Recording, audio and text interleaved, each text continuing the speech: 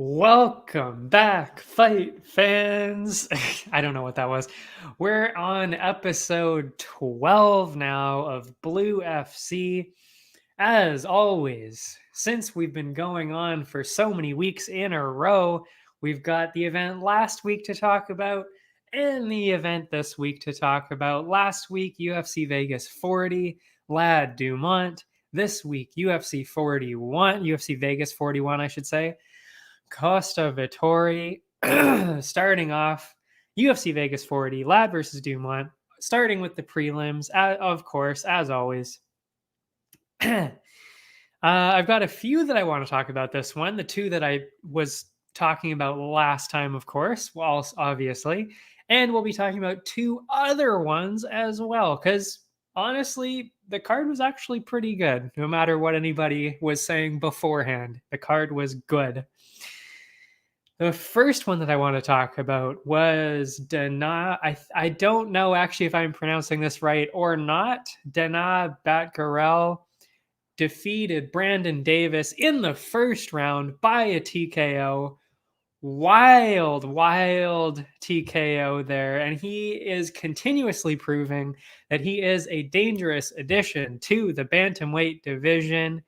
Overwhelmed Davis with his power. He stumbled him multiple times, really, knocked him down, and he got another easy first round win.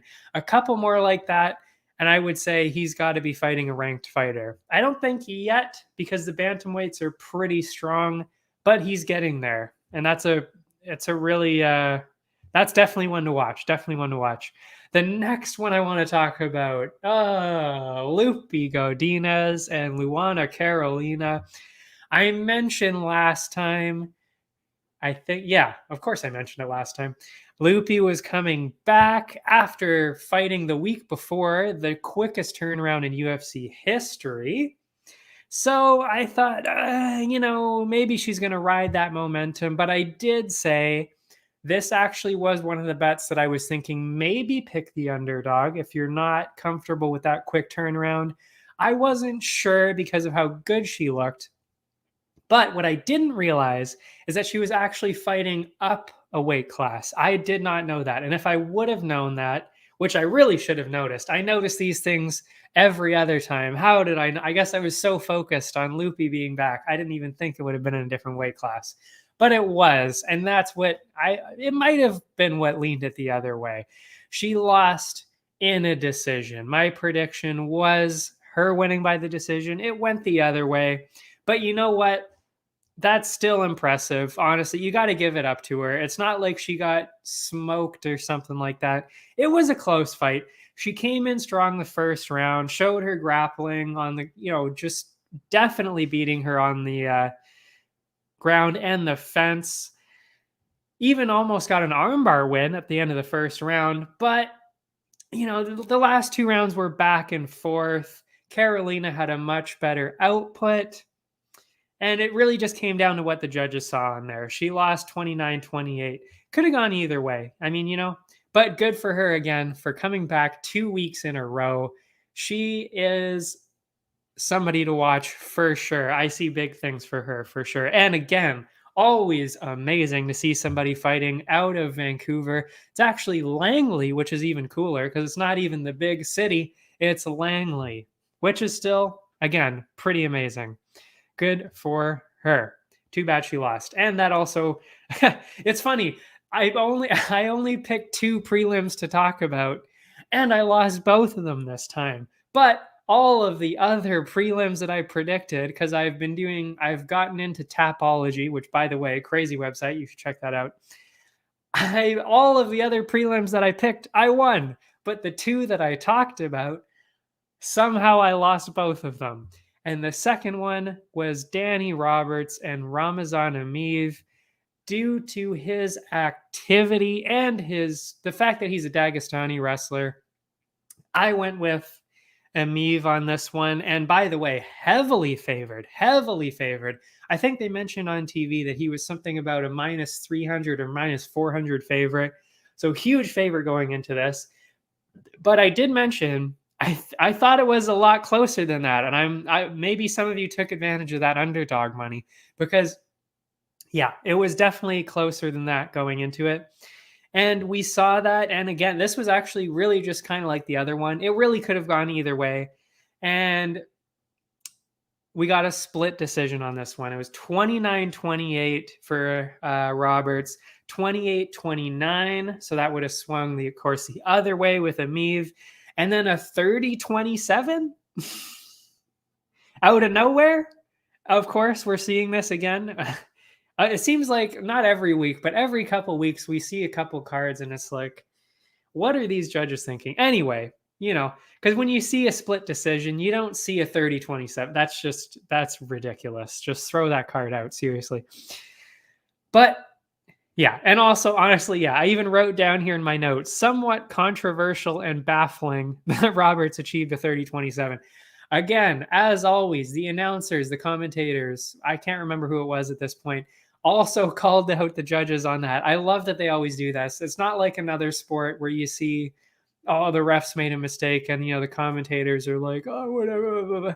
No, the commentators in the UFC are going to call it like it is. And they said right away, that's ridiculous that there was a 30-27 here. But here we are. We lost that decision. It was a split, but, it was close. But again, of course, the 2 that I talk about are the 2 that I lost. Unreal. Anyway, the last one I wanted to talk about, Bruno Silva beat Andrew Sanchez in the 3rd round by TKO. The first 2 rounds were pretty close, but then after being hit with a huge groin strike, by the way, huge, he came in hard and swarmed Sanchez and got the 3rd round comeback TKO victory. And I brought it up only because how crazy is that honestly, I thought Sanchez was winning the whole fight, got a huge groin kick in, and Silva comes back and gets a TKO. That's just payback, Back to the main card now. Moving on to the main card, I should say. The first one was Nate Landwehr beating Ludovic Klein in the 3rd round by decision. This was actually a last-minute add-on to the main card, which is why I hadn't talked about it last week. The odds were heavily favored towards Klein, and I'm glad that I funny enough, though, I actually picked Nate Landwehr on Tapology, but again, I didn't mention it on the show, of course, because it wasn't on the main card. But anyway, got the 3rd round ground and pound. Oh, actually, no, and then got a slick submission. I've got a new system of writing notes here. It's not quite as good, I think. I'm not sure. I might have to edit that. Anyway, got the crazy submission. Looked great. Landwehr overcoming the odds, got the win. Good for him. The next one was Fiojo and Bueno Silva. This one was a coin toss for me, but as I mentioned, I went with the finisher out of the 2, Fiojo. I was saying a decision, and we did see a decision, actually. Right from the opening bell, Fiojo was clearly dominating the fight in terms of her output, but there was just a huge power difference. That's really all that was. And Silva just kind of walked into it too quick, got stunned, especially with all those huge leg kicks. Just not a good combo. And it was pretty clear that it was just a whole dominant display, really, from Theo. And she got the easy win. Well, not easy win. I mean, it was a pretty unanimous decision. 30-27, no doubt, never a doubt. And after that, honestly, the future for her, I think she's a pretty good addition to the flyweight division. She's earned a shot at an opponent in the top 15, perhaps Modafferi or Maverick after their recent defeats, although somewhat controversial in one case. I would like to see that. She's looking real good, and she's going to be good. After that, we had Jim Miller, the legend, and Eric Gonzalez. Of course, a bit of a toss-up here. As I had mentioned, I was leaning towards Jim Miller by the decision, of course, because I'm not saying he's old, but he is certainly a seasoned veteran. So I was definitely not thinking a finish here. And I was pretty sure Miller, with that experience, was going to come out over Gonzalez. But boy, was I wrong about that. Miller came in, showed everybody that age doesn't matter. In the first round, he smashed Gonzalez, rocked him a couple times. Then he shocked the world by getting his first KO in 5 years. 5 years. Unbelievable. Jim Miller showed that he can definitely still compete in the UFC. And it'll be exciting to see what he does doing forward. I mean, I don't think he's ever going to be moving up the rankings much or anything, but still giving him fights here and there. I'd like to see that. And what's amazing is he is one of 2 fighters, I believe that they said, who fought at UFC 100 and at UFC 200, and he wants to fight at UFC 300. How insane would that be? Seriously. I mean, they've got to make that happen. That's got to be, I can't wait to see that. That's going to be insane. Honestly, and just in general, I can't imagine what they're going to be doing for UFC 300. But that'll be, next year, the year after? Who knows? Who knows? Anyway, after that, we had another legend, Andrei Arlovski and Carlos Felipe. Again, mainly because of the age, I was leaning towards a decision. Also, Arlovski has been winning decisions recently, so that seemed like an obvious choice. And Carlos Felipe, I wasn't really too impressed with him, his other fights, just based on not necessarily just the fact that he's shorter and much bigger, because that usually affects the cardio, but just because Arlovski was winning decisions all over the place, I had to give him that. So, and that's exactly what we saw. We saw a dead even fight, as the odds suggested, and he got the decision victory here. Again, looking through my notes, really weird. I should really write them better again. Got the unanimous decision, 29-28. Honestly, never a doubt from what I was watching, really. I mean, you never want to let it go to the judges. It could go either way, but if you were paying attention, you probably would have given it to Arlovski. And I'm glad, because we don't want to see any more robberies. No, sir. And the future for him, a little bit different from Miller, because he's actually beating contenders coming on their way up. He's beating really stiff competition here. And he was only recently pushed out of the UFC rankings. I think it was only last year or so. So, considering his record against the most recent rising contenders, Tanner Boser, Carlos Felipe, I can't remember the other one before that, it seems reasonable to think that they're going to give him a ranked fighter next, somewhere near the bottom, maybe Spivak or Walt Harris again. I know I've suggested him a couple times, but we haven't seen him in a while. So throw him a fight. Maybe Arlovski. That makes sense. I would like to see that. And I think he can compete kind of in the bottom. I don't think he's going to make his way up top again. I think that's kind of just past him at this point. But he can still compete up there, and he's shown that. Then with the main event, possibly, I don't want to offend anybody, but possibly one of the most boring main events I've ever seen, and definitely roasted hardcore online, that is for sure. I was expecting definitely a lot more than that. I'm not saying I was disappointed because I totally understand why Dumont was doing what she was doing, because she was just trying to beat Lad. Lad had, I'm not even going to say a little bit of output. She had basically no output. So Rodriguez, I'm thinking about the week before that, Rodriguez. So Dumont, really all she had to do was just do a small bit of output and keep her against the fence a little bit. And that's what she did. That's She just controlled the whole fight like that. I mean, there was never a doubt that she was going to win. Lad only accumulated maybe a handful of strikes, really. I think she got one strike in the first round and like didn't do much better the next 3 rounds. And she showed flashes of what she's capable of, what she did in the other division, the lower division, the bantamweight, in the fourth and fifth.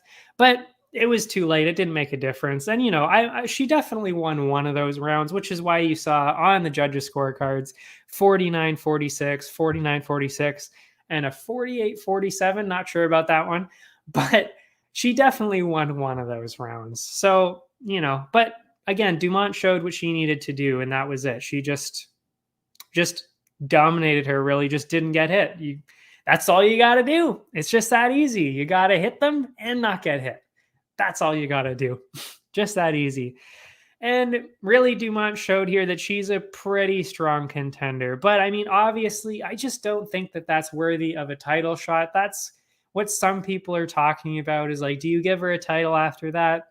I don't think so. Also, Nunes, apparently, I think it was Esparza or somebody, is in line next to fight Nunes. So, that would mean that Dumont has to wait out at least probably around a year. And that's what she was saying too. So she's probably got to get a fight against somebody else next. She was saying, I don't actually remember what she said. I was thinking Holm. Holly Holm makes a lot of sense here because Holm is basically just, basically at about the same level and then in line to fight Nunes next. That's basically what I'm thinking. Those two have got to fight. Then the winner gets Nunes at featherweight, possibly one of Nunes's last fights. I keep hearing actually quite a bit that she's going to be retiring soon, which really sucks. That is going to be devastating for women in the UFC. I mean, you're going to see a lot of people gunning for that title, of course, but I mean, to see somebody that good and then retire, that's going to suck. But anyway, we're not there yet. We're at least a couple of years away from that. Anyway, but for Lad, although she struggled a lot here, especially, I'm sure if you're watching the show, you probably know all about the controversy with Lad's coaches. Honestly, I don't really get the controversy. He yelled at her the other fights too. It's just how she gets motivated, apparently. Honestly, I didn't even think it was that bad. I really didn't. Like, it's not like he was saying, "You fucking suck." Like, that's not what he was saying. He was just like, what are you doing? Like, seriously, like she had like I said, 2 strikes the first round. Seriously, what are you doing? You're in a main event. Literally, what are you doing? Do something, anything, literally anything. Like, sure, you might end up getting stumbled or rocked, whatever, that sucks. But at the same time, you're not going to win a fight if you're not even throwing anything, because the judges aren't going to give you the win just because you're evading, I guess. I don't even know. She wasn't even evading, So, like, I totally understand where the coaches were coming from on that. I don't see the controversy. That being said, though, I do think this is the right division for her. She just can't keep going down to bantamweight. She's got to stay up here. And I think as soon as she gets used to it, maybe it was that extra power. That's what Dumont kind of thought, because they interviewed her after, of course, at the press conference. She thought it might have been that extra power that kept Lad from shooting in. It's a decent excuse, but again, it's at the same time, it's like you're never going to win a fight by not doing anything. But the more she competes in that division, I think she'll get back to where she was before. She just wasn't quite there yet. And maybe that came down to she was fighting at bantamweight literally 3 weeks ago, or at least she tried to. So maybe she just needs to train more in that division to get more comfortable. I don't know. But I think that's the right division for her, and I think she'll be back there in maybe 6 months from now or so. So before we talk about UFC Vegas 41 Costa Vettori, we're going to take a quick break. We'll be back in 45 seconds or so, right after this. Allow me to introduce High Stick Vodka, a new way to celebrate victory. Gather around the glass with an award-winning, ultra-premium Canadian-made vodka. You probably won't listen when I say High Stick Vodka has a smooth, hard-hitting taste, or that it's developed in the birthplace of hockey.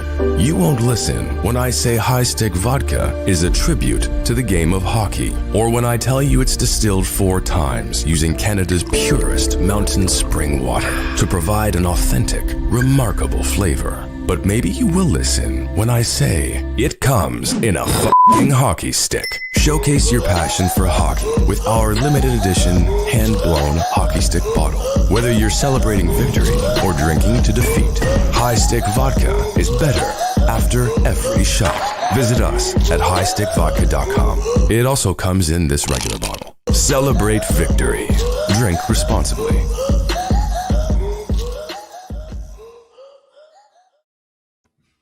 Welcome back. Of course, now we're going to be talking about this week's event, Paulo Costa, Marvin Vettori. Starting with the main card, of course, we've got Negu Mariano and Ike Villanueva. So Negu Mariano is coming off a decision victory just a few months ago. And on the other side, Ike has lost 3 of his last 4. All of them were stopped in the last 2 years, by the way, and they were all stopped before the 3rd round. Considering his record, paired with the fact that he is 10 years younger and he's got a huge reach advantage, I think there's a pretty clear favorite in Negu Mariano. And we're going to look at the odds here on Bet99. Of course, we've got the deal going with Bet99. If you sign up with them using that link, of course, just there, you get the $600 instant match bonus. We'll talk about the odds right now. So we've got Negu Mariano. They've got him at minus 225. Villanueva plus 180. I think that's pretty fair. You might want to throw that on a parlay. Yeah, that's pretty fair though. And for what's interesting though about the over-under on this one actually is this is the only one that's at 1.5 rounds right now. They've got minus 105 for over 1.5 and minus 123 for under 1.5. So that tells me that they're definitely seeing a finish coming here. Now, 1.5 rounds though, do I see him getting a first round KO? Maybe. But at minus 105 for over 1.5 rounds, that's just halfway through the 2nd round. You might want to throw some money on that. You really might want to do that. They're giving you a good one there at minus 105. Really. Yeah, so I might take that one. Or like I said, or at least throw Negu Mariano in some kind of parlay. We'll talk about another parlay opportunity later because I see a huge one looking at these odds. The next fight, oh yeah, my prediction there, of course, Negu Mariano. And I'm thinking he will get a finish, but do I think it's in the 1st round? I'm not sure. That's pretty ballsy to predict that. So like I said, I'm really thinking that over 1.5 might be a good bet. Next up, Dwight Grant and Francisco Trinaldo, UFC veteran Francisco Trinaldo, I should say.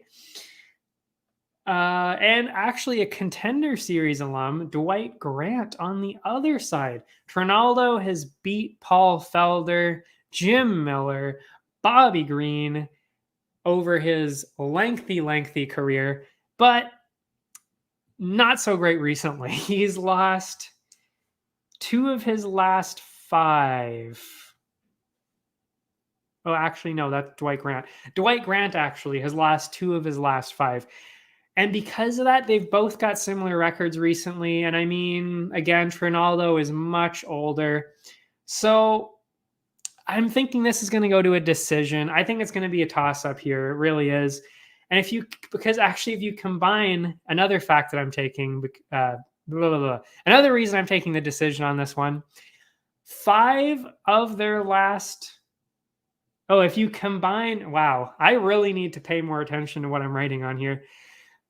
If you combine both of their last fights, so 10 total, 7 of those fights are by decisions. So this really seems like it's going to be a decision here. That's 70% are decisions. So, and again, especially since Trinaldo's older, he's probably not getting a finish. Grant also not a great record either. So it makes sense here. And because Grant is that much younger and he has the longer reach and he won his last fight, I'm leaning towards him. But again, this is really a coin toss. God damn, I promised myself I would never say that. A coin toss. And if you look at the odds here, they've got Trinaldo at -132. Interesting. And Grant at +108. That is fascinating. That is a bet that I would take. Grant being an underdog on this, blowing my mind, honestly. Especially -132. That's really not what I was expecting to see, actually. So yeah, this is definitely one that you would probably want to take.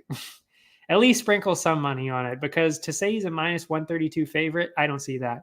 And the over-under, they're looking at a decision too. They've got the over 2.5, -167, under +130. I mean, you might want to take that, but -167, But yeah, saying that Grant Dawson is, wow, what the fuck? I don't know what I'm doing today. Again, Dwight Grant being an underdog at +108, that's one that you do want to take for sure. I would take that too.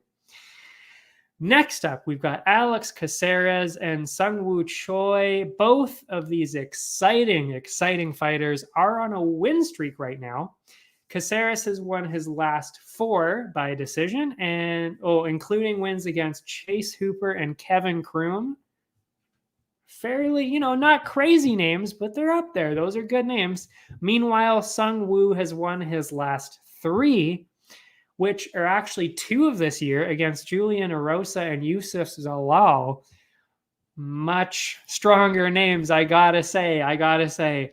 And because of that, there's a chance that Casarez could get an upset victory, but Choi has been on such a roll this year alone with, like I said, 2 fairly tough opponents, being Julian Erosa and Yusuf Zalal. I think that this does reach a decision, but because Casarez is tough, I don't think he's ever been knocked out. But I think Choi will come on top of that decision. But yeah, because of his toughness, though, I'm really thinking this is going to be a decision. And if you look at the odds, I think they seem to be thinking the exact same thing. Casarez +225, Choi -286. So huge lean that way. Again, this actually, this might actually be a good opportunity for a parlay here. Negu Mariano and Choi might want to pair those up. And then they've got over 2.5 at -220, under 2.5 at +166. I'm not sure I would take -220 for over 2.5, because I think it is a pretty solid chance that that's going to happen. But the odds there, they're really gouging you on that one. -220. But yeah, so you might want to parlay that. Casarez, Negu Mariano in there. Or not Casarez, Choi, Negu Mariano. Wow. I'm really fucking things up today. Anyway, back to the main card. Ow, I bit my lip now too. God damn, I'm falling apart. We've got Jessica Rose Clark, Jocelyn Edwards. Finally, another exciting women's fight. Probably better than the main event last week. Not that I'm salty about it. And they're both on the very edge of being ranked in the bantamweight division here, which is always exciting when they're almost ranked. Jessica Rose Clark has only lost twice in the UFC, and that was to Pani Kianzad and Jessica Ai, both by decision. Though that's pretty solid competition. Edwards only has 2 fights in the UFC, the last one being a decision loss to Carol Rosa, or Hosa maybe, earlier this year. So this one is kind of a coin toss in terms of a winner. But again, this one really seems likely to be a decision, especially since, and I'm not even kidding here, 10 out of Clark's last 11 fights have ended up as a decision. So, although Edwards has been more active recently, because Clark hasn't fought in a little bit, I am leaning towards the experience of Clark, because like I said, Pani Kianzad, Jessica Ai, that's pretty solid competition. Again, to a decision. And 10 out of 11 decisions, I mean, yeah, we're definitely seeing a decision here for sure. And if you look at the odds, they're seeing it exactly the same way. They've got Clark minus 150, Edwards plus 122. So that's fair. I didn't think it would be that one-sided, but again, that's still fairly close. And that's reasonable enough to take Clark there. And the over 2.5 rounds, meaning a decision basically, minus 350 on this one. So they're basically saying it's guaranteed to get it to a decision here. And I'm pretty confident with that too. You might even want to throw that into a parlay. Yeah, so maybe even Choi, Negu Mariano, and this one ending up being in a decision. That's, I would say that's pretty reasonable because I can't see either one of them getting a finish here. But you never know. You never know with these kind of things. The under being plus 250, which is honestly pretty wild because I don't remember ever seeing an over-under that one-sided before. That's wild. But anyway, moving on to the co-main event. Grant Dawson. Wow, now we see Grant Dawson. Oh my God, Grant Dawson. Jesus. I'm stumbling all over the place. The co-main, Grant Dawson, Ricky Glenn. To me, this is a bit of a weird matchup at lightweight. Grant Dawson has yet to lose in the UFC. He enters with a 17-1 record. 17-1. Glenn enters this fight only winning two of his last 4. Glenn is also a lot older and has a shorter reach. I see literally nothing whatsoever leaning me towards Rick Glenn. So, I mean, this is a pretty easy one. And if you look at the odds, of course, on Bet99, they are heavily leaning towards that one. Minus 400 for Dawson, plus 300 for Ricky Glenn. Yeah. See, this is the other one that I was mentioning that should be on that parlay. So if you don't want to throw in, of course, the decision that I just mentioned with Clark and Edwards, Dawson, Choi, Negu Mariano. That's a solid parlay going right there. Or if you weren't necessarily sure about either Choi or Negu Mariano, maybe that minus 350 decision thing. But yeah, this is a clear option for a parlay here. Minus 400, Glenn at plus 300. The over-under, minus 148, though, for being over 2.5. Plus 116 for 2.5. That is fascinating, especially considering they've got it that one-sided. That's interesting that they really think it's going to be a decision. So this actually might be a really good chance to cash in on a plus 116 under 2.5 here. If it's that one-sided, that might be a real good choice to throw some money at. I would sprinkle some money on that one. And then in the main event, finally a crazy main event. We haven't seen one in a while. No offense. I mean, of course I love watching the UFC. I'm going to watch every single fight. But this one excites me more than most of the other fights recently. You got Paulo Costa, Marvin Vettori. Amazing. So, let's see what we got here. Oh, yes, right. Of course, you've got the classic matchup between a heavy hitter, Paulo Costa, and a well-rounded fighter, I mean, not hugely well-rounded, but he's still well-rounded. Marvin Vettori. And of course, as I've said, I've mentioned it a few times already on this show. When you see that, you're going to see the heavy hitter going in for the KO. You're going to see one of two outcomes. You're either going to see that KO, or you're probably going to see a decision win on the outside. There's not much in between on that. Again, my notes. I really should have I should have ordered this better. Paulo Costa, of course, he only has one loss in his career, of course, that being his last fight to Izzy, which was one of the most one-sided title fights I've ever seen. And then, of course, same with Vettori. He also lost his last one, not according to him for some reason, though. Don't know how he would have even thought that he won that decision, but he still says to this day that he beat Adesanya. No fucking way he did that. But even though you shouldn't believe a word that comes out of Vettori's mouth, I do think that he just shows more than Costa does. I mean, you got to be better than just a heavy hitter. It works for you sometimes, and we saw this with Derek Lewis, of course. It works for you sometimes, but then you fight somebody who actually is very well-rounded, who can avoid those punches, and then you're screwed. And I think that Vettori kind of has that.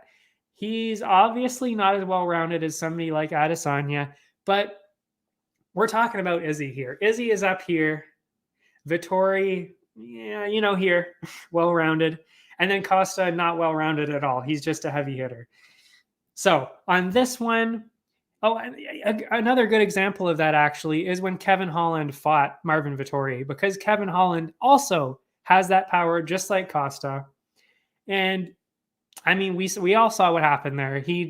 Holland did not have a chance at all. He just took him down and controlled him. And although I don't think Costa would be thrown around like Holland was, I do think that Vettori can at the very least, push Costa to the fence and kind of control him that way, avoid those huge punches, probably take him down at least a few times, I would think.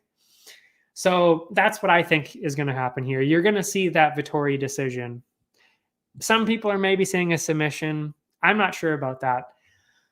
I do see that decision win, though. And if you look at the odds, that kind of supports that a little bit. You've got Costa at plus 125, Vettori at minus 155. I wouldn't say that it's that one-sided. I think it should be a little closer than that, because I think Costa has a better chance than people might believe. But like I said, I am definitely leaning towards Vettori on this one. And if you look at the over-under, they've got it at over 4.5, basically a 5-round decision here at plus 108. And they've got the under at minus 137. So it really depends on what you're thinking is going to happen here, because I really can never see Vettori finishing Costa. So if you think Vettori is going to win, you might want to throw some money on that over 4.5. It sounds like a lot. 5 rounds. It's a long time. But if you think that Vettori is going to win by really going to win by decision, and I think he will, you might want to throw a little bit of money on that one. But if you think Costa's going to come in there and rip his head off, go for that under 4.5. Minus 137, not bad at all. That is it for the main card. Now we will talk about a couple of prelims that I like, and there's three of them this time. The first one is Kama Worthy and Jay Herbert. They both lost their last two. I'm highlighting this prelim because whenever you see that both fighters have lost a few, basically what you're seeing is you're seeing people compete for their job, because essentially the loser is probably not going to be around the UFC for much longer. And that usually means that you're either going to see a huge brawl, maybe fight of the night, something like that. I don't think you're going to see that here, but I do think you're going to see quite a brawl going on here. Or usually one fighter comes out way stronger than the other one and gets a finish, which is always exciting. So either way here, I think you're going to see a good one here. Another interesting fact here, and I noticed this earlier. I don't know. Oh, yeah, he still is. Kama Worthy here is actually an underdog. And maybe most people don't know why I'm highlighting that. And it's probably because of both those losses I mentioned. They were in the first round, but they're to Jamie Malarkey and Otman Azaitar, who are very powerful. Like, they're not people you're messing around with. So it's not like he's losing to nobodies. And Herbert, on the other hand, has never won in the UFC. So that, to me, it seems strange why Kama Worthy is an underdog here when Herbert has never won in the UFC. Kama Worthy has won twice. And yes, he has lost twice, like I said, in the first round, in the last two fights. And that's probably why they're saying this. But again, if you've never even won in the UFC, how are you the favorite to win here? I'm not sure. So this is actually one where I was really I would really throw some money on the underdog here, being Kama Worthy. And if you look at the odds, he's not just a small underdog. He's plus 150 right now. Kama Worthy plus 150. Herbert minus 184. I really don't see any way why he's a minus 184. Why? Why is he such a huge favorite? I've looked into it. Again, I've been looking at Tapology, which, by the way, again, you should check out. It's an amazing website, especially when you're doing stuff like this. I couldn't find anything on there why he would be such a heavy favorite. So I'm really thinking this is a really good chance to bet on an underdog here. And because we've seen so many finishes, and again, because they're both fighting for their jobs here, either way this goes, I'm seeing a finish here. And sadly, there's no over-under odds on this yet. Maybe they're just maybe they're fine-tuning the odds here. I don't know. But it's not on Bet99 yet. But I'm seeing a finish here either way. And like I said, I'm going with Kama Worthy on this one. The underdog. It's not very often that you see a good-looking underdog here, but that is definitely one, and I'm excited about it. Or who knows, maybe I'll get in there 30 seconds in and be like, holy shit, why did I say that? But I don't think that's happening, though. Because, again, a minus 184 favorite? I don't know. I just don't see it. Next up, we've got Laureano Staropoli and Jamie Pickett. And this is basically the same situation we found ourselves in that other prelim. Both of these fighters are on a losing streak. So again, whoever loses might be getting cut soon. Staropoli lost his last 3. Pickett only lost his last 2. The only real difference in the record is that Staropoli was not finished in any of those losses, and Pickett was. But there is one significant physical difference here, and that is Pickett's reach. He has a wild 8-inch reach advantage. So because of that, because of the fact that Staropoli hasn't been finished, but you've got a huge reach on the other side, this is really a toss-up for me. It really could go either way for me. The main question is Staropoli good enough that he can overcome that huge reach? I think that because this fight seems so close, we'll be seeing a decision here. I really do. And because Staropoli is used to being in decisions, while Pickett is clearly not used to it, I think, generally speaking, the better fighter from what I've seen too, because I've seen both of their last few fights. So I'm thinking that Staropoli walks away with a decision victory here. That's what I'm going with on this one. But again, it is a bit of a toss-up. And if you look at the odds, they're leaning heavily towards Staropoli. I'm not sure I would give him that much credit. So I would not throw that into a parlay because I'm definitely not as confident about this. But plus 190 for Pickett, minus 240 for Staropoli. I'm not sure if he deserves that minus 240 kind of action here. And like I said, I'm not sure if I would want to throw that into a parlay. That might fuck up your parlay. And the over-under on this is minus 200 for over 2.5. So they're, again, seeing a decision like I am. and that maybe that is why they're putting Staropoli a lot higher on this. And under 2.5 at plus 154. So, I'm still seeing Staropoli for sure by a decision here, but I don't think I would want to throw too much into that. Like, I wouldn't want to throw that in a parlay. That might fuck up your night. Whereas the other ones looked really good.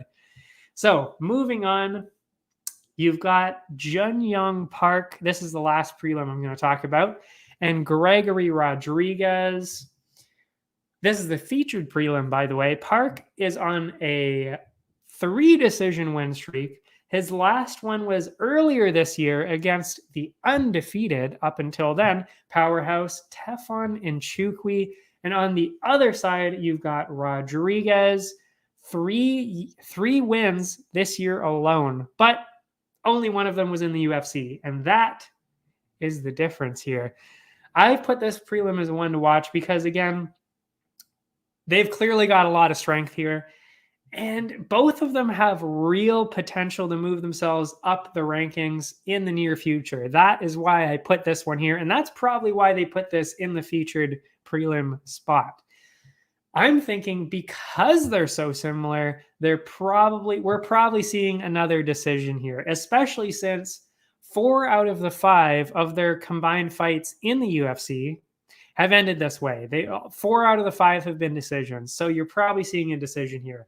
And since Park is the more experienced fighter, at least in the UFC, and he's won all of his recent fights by a decision, I'm leaning towards Park on this one. And if you look at the odds, they are dead even. Minus 109 for Park, minus 113 for Rodriguez. So in terms of betting, you could go either way. But like I said, I'm giving you the difference. The difference maker here is that Park is, for one, more experienced in the UFC. He's won, what did I say? All of his recent fights by decision. All of them by decision here. So you got to take that into consideration. And keep in mind, Tefon Nchukwi, like I said, his last win, huge. He is basically a smaller Francis Ngannou. This man is huge. So if he can deal with that kind of power and come out on top here in a decision victory, you got to give him some credit. I really think that Park is going to win this one. And if you're looking at the over-under on this one, you've got minus 160 for over 2.5, plus 125 for under 2.5.